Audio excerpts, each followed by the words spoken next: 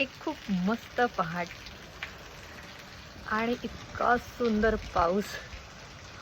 हा इतरांच्या बाल्कनीप्रमाणे माझ्याही बाल्कनीत कपडे वाळतात आणि त्यात काही वाईट नाही आहे, कारण सूर्यप्रकाश लागणं महत्त्वाचं असतं. कपड्यांना सूर्यप्रकाश हा निर्जंतुक करतो. तर ठीक आहे, आपल्या बाल्कनीची ही शोभा आहे, यात काही वाईट नाही, काही वावगं नाही. बरं, आता मला हे सांगायचं आहे की आज जेव्हा मी केस धुण्याचं ठरवलं आणि पहाटे पहाटे ध्यानधारणा झाल्यानंतर केसांना मी तेल लावलं छानपैकी, तर माझ्या एक गोष्ट निदर्शनात आली की आजकाल मुलामुलींची केस फार लवकर पांढरी होतात. कमी वयात केस पांढरे होणं ही एक फार मोठी समस्या बनत चाललेली आहे आजच्या पिढीसाठी. आणि शिवाय आधीच्या लोकांचं तुम्हाला आठवत असेल तर फार म्हणजे काळापर्यंत त्यांचे केस काळे असायचे. बरेच लोक आजही आहेत काही त्या याच्यातले ज्यांची केस अजूनही काळे आहे. मी त्यातली नाही, कारण मी केसांची नीट निगा घेतलेली नाही. पण तुम्ही असं करू नये.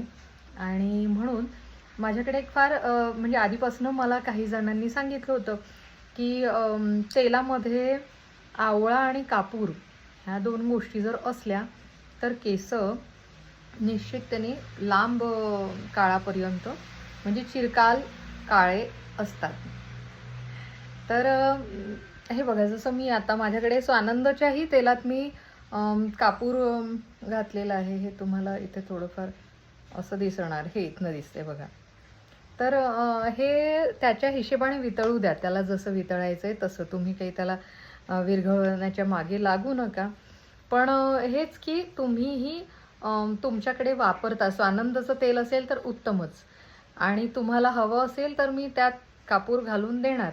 पण जर का तुम्ही कुठलं दुसरं तेल वापरता तर माझी तुम्हा सर्वांना विनंती आहे की तुम्ही शुद्ध नारळाचं तेल किंवा हे म्हणजे बाकी सगळे रिफाईंड वगैरे मला खरंच माहिती नाही ते कितपत त्यांची शुद्धता असते. पण शुद्ध नारळाचं तेल वापरा आणि घरी आणल्यानंतर त्याला आपल्या घरच्या काचेच्या बरणीत ठेवा, प्लास्टिकमध्ये ठेवण्याऐवजी, आणि त्यात थोडंसं कापूर तुम्ही घालून द्या. आणि बरोबरच समजा एखादा आवळ्याचा तुकडा तुम्ही त्यात टाकून ठेवला तर काही वावगं नाही, किंवा वाळलेला आवळा विना मिठाचा असा टाकून ठेवला तरीही उत्तम. कापूर हा अँटी डॅन्ड्रफचं काम करतो आणि फार सुंदर त्याचे परिणाम आहेत.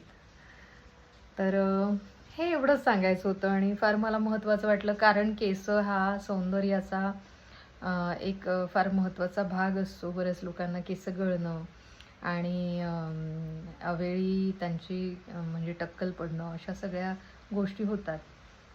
तर मी तर बरेचदा सांगत असते की तुम्ही तोंडावाटे देखील, जर का एडिबल तेल आहे ते, तर तुम्ही तोंडावाटे देखील ते घेऊ शकता, फार जास्ती जर गळण्याचं प्रमाण असणार तर. तर बस एवढंच. स्वस्थ राहा, मस्त राहा आणि मजेत राहा. सच्चित आनंदाचा तुम्ही आस्वाद घेऊ शकता जर का तुम्ही ध्यानधारणा करता तर. तर ध्यानधारणासुद्धा करा. सुरुवात केली नसेल तर आता करून द्या.